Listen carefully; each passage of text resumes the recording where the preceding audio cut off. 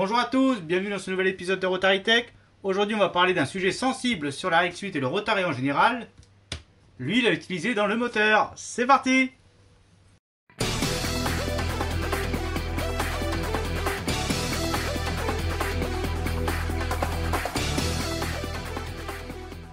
Alors comme je viens de le dire, l'huile à utiliser dans le Rotary c'est un sujet très sensible sur internet qui part en live à chaque fois qu'il y a quelqu'un qui demande quelque chose ou qu'il y a un post là-dessus sur les forums.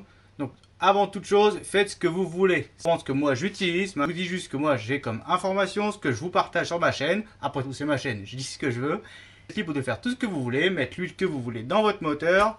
Ce n'est pas mon affaire. Place à la vidéo. Avant de rentrer dans le vif du sujet et voir quelle viscosité ou quelle huile on va utiliser dans notre Mazda RX8, on va déjà regarder ce qu'on a sous le capot de notre voiture, quel moteur on a, comment c'est foutu ce réseau, et ce qui pourrait nous orienter vers le choix de l'huile à préconiser. D'abord, voilà un moteur d'RX8, la tête à l'envers. Ça, c'est le carter d'huile, c'est la réserve d'huile qu'il y a dans le moteur quand on roule. Il faut savoir que le moteur a une capacité d'huile d'environ 3,7 litres quand on fait la vidange. Donc vous voyez, le carter, il n'est pas bien gros. Parce que le moteur, il est tellement bas dans la voiture que Mazda n'avait pas beaucoup de place pour faire un carter bien épais. Le moteur, le but du Rotary, c'est de le descendre vraiment très bas dans le châssis, donc le carter est vraiment très mince. Et la capacité en huile du moteur est limitée, on n'est que sur 3,5 litres. À comparaison, un moteur d'une concurrente de l'époque, la S2000, frôle les 5 litres d'huile. Donc on voit 5 litres d'huile pour une vidange. Donc là, on voit très bien que déjà, on est sur un moteur qui a une capacité en huile limitée. On a également un excentrique, l'équivalent du vilebrequin si vous voulez, qui tourne très vite. La vitesse que vous avez au compte-tours, c'est la vitesse dont lui tourne, et non pas les rotors. Donc si vous êtes à 5000 tours au compte-tours, c'est lui qui fait 5000 tours. L'excentrique tourne très vite en permanence, puisque sur le moteur rotatif, on est toujours entre 4 et 7000 couramment en train de rouler, même sur route normale ouverte sans tirer dans le moteur. Donc c'est un moteur qui tourne très vite, qui n'a pas beaucoup d'huile, mais encore qui a un système de refroidissement d'huile assez complexe. Puisque l'huile sort de l'avant du moteur, va se faire refroidir par un premier radiateur qui est de ce côté-ci. Elle ressort, elle longe sous la traverse à peu près à cet endroit-là. Elle vient se faire refroidir une deuxième fois ici derrière cette grille. Je suis désolé, vous ne voyez pas. Elle ressort, elle revient et elle va jusqu'au filtre à huile qui est caché derrière là-bas. Je ne vais pas vous montrer le filtre à huile encore une fois, vous l'avez vu sur les nombreux tutos. Ou alors sinon je vous mettrai un lien en bas pour que vous voyez où est fixé le filtre à huile sur la RX8. Donc comme on peut le voir, le circuit de la RX8 est très long. Il faut une huile qui ait une vitesse de déplacement assez vite dans ce réseau pour se faire refroidir par les deux radiateurs avant de revenir. Ajoutons à ça qu'évidemment cette huile doit être brûlée puisqu'elle vient lubrifier l'intérieur des chambres pour lubrifier la segmentation, les corners, les apex, les sides, etc. Donc cette huile doit en plus être brûlée correctement dans la chambre tout au long du cycle du moteur pour lubrifier les internes. Donc vous voyez, c'est une huile qui est vraiment soumise à beaucoup de contraintes sur ce moteur-là. Et donc il faut bien la choisir, sinon il en va de la survie du moteur. Alors malheureusement, j'ai pas de bidon de huile préconisée par Mazda parce que je ne l'utilise pas. Mais l'huile préconisée par Mazda, c'est la Dexelia 5W30. Ça, c'est l'indice qui est donné pour Mazda, par le constructeur en Europe chez nous. Alors si on regarde les specs de cette huile, c'est une huile qui est faite par Total, 100% synthèse, déjà pas minérale comme certains ont pu croire ou lire ou dire, voilà.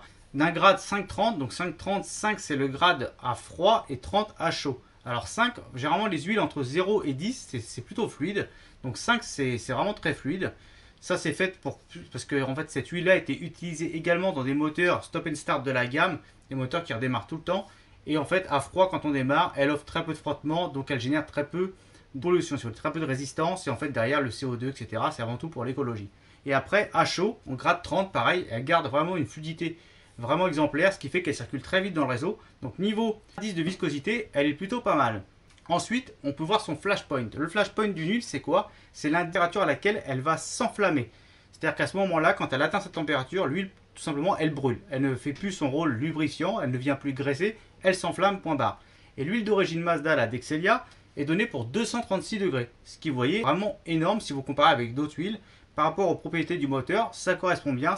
Enfin, comme je vous le disais, c'est une huile 100% synthèse. Alors, je vais mettre PAO. En fait, c'est des huiles qui sont à base de polyalpha-oléfine. C'est une substance qui permet pour une huile 100% synthétique d'avoir des capacités proches d'une huile minérale pour tout ce qui est dépôt. Ça veut dire que ces huiles-là, à base de polyalpha-oléfine, vont laisser très peu de dépôt à l'intérieur et sont utilisables à 100% sans souci dans un moteur comme le nôtre, dans un moteur 2 temps si vous voulez également. Donc en fait, cette huile là, elle est vraiment bien pensée. Donc voilà, ça c'est l'huile Mazda qui est recommandée. Maintenant, moi je vais vous montrer mon huile que j'utilise. Pour les assidus de la chaîne ou ceux qui ont déjà vu les tutos, etc. sur la chaîne, vous savez ce que j'utilise. Mais bon, c'est une petite piqûre de rappel, ça fait partie du sujet. Moi je prends l'Idemitsu 10W30. Voilà, c'est l'huile qui est recommandée par Idemitsu. Alors Idemitsu, c'est un fabricant, un pétrolier japonais, qui a aidé Mazda à gagner au Mans. Déjà, donc la marque, si vous regardez un petit peu la 787B de chez Mazda, c'est eux qui avaient fourni l'huile avec Mazda et qui avaient travaillé avec eux à l'élaboration de cette huile, pardon. C'est une huile 10-30, donc on peut voir que le grade est plus épaisse à froid, ce qui permet de mieux combler les jeux au niveau des paliers entre votre excentrique et les paliers, notamment à froid. Pour le démarrage à froid, c'est un petit peu mieux, c'est-à-dire qu'elle va rester un peu plus pâteuse, elle va mettre un petit peu plus de temps à chauffer et elle va garder un film plus épais à froid. En revanche, à chaud, on est également sur un grade W30, donc ce sera pareil. Au niveau de la vitesse de circulation, etc., ce sera exactement la même chose. Donc c'est quelque chose qui est vraiment bien pensé sur la Nesis et ça, on va le garder. Enfin, c'est également une huile donc, à base de polyalpha oléfine, donc pareil, très peu de dépôt, vraiment 3 fois rien, honnêtement, moi j'ai ouvert des moteurs qui tournent à ça, c'est vraiment nickel. Et enfin, chose à savoir, le flashpoint de l'Idemitsu, il est de 260 degrés. Autant vous dire qu'avec un flashpoint comme ça, même sur des moteurs turbo, des moteurs préparés, cette huile elle garde toujours ses propriétés dans la chambre de combustion, il n'y a aucun problème. C'est pour ça que désormais, je me suis carrément passé de sonne sur ma 8 turbo, puisqu'en fait celle-ci, elle remplit vraiment tous ces critères et je ne me prends plus la tête à mettre un petit son, un bidon, un truc à côté. C'est vraiment parfait. Donc voilà les 3 points essentiels pour moi à retenir si vous faites le choix d'une huile sur votre moteur Renesis. C'est vraiment une fluidité avec un flashpoint élevé et à base de polyalpha oléfine si jamais vous n'avez pas de kit son. Ça c'est vraiment important. Si jamais vous avez un kit son et que vous mettez de l'huile de temps dans celui-ci, éventuellement restez sur une huile je vais dire environ 5,30, 10,30 ou jusque 10,40, mais pas au-delà. Mettez pas de la 20,50 dans ce moteur-là, c'est vraiment pas prévu pour. Elle va surchauffer, surtout au niveau des paliers, et vous allez risquer d'allumer le moteur. Je tiens à vous dire attention, l'huile Dexelia Mazda, il existe une version pour les diesels, la Dexelia DPF.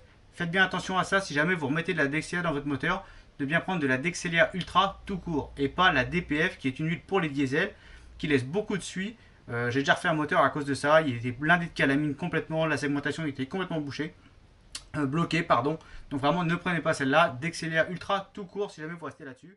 Je vous mets un petit florilège des huiles qui sont sorties pour la Mazda sur le marché principalement japonais, des huiles de préparateur, que ce soit Grady, HKS ou encore RE Amemiya.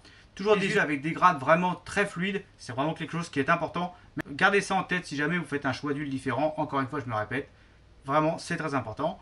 Pour le tout, bah voilà, on a fait le tour. J'espère que cette vidéo vous a plu. N'hésitez pas à mettre un petit pouce bleu, vous abonner à la chaîne comme toujours, ça me fait toujours plaisir.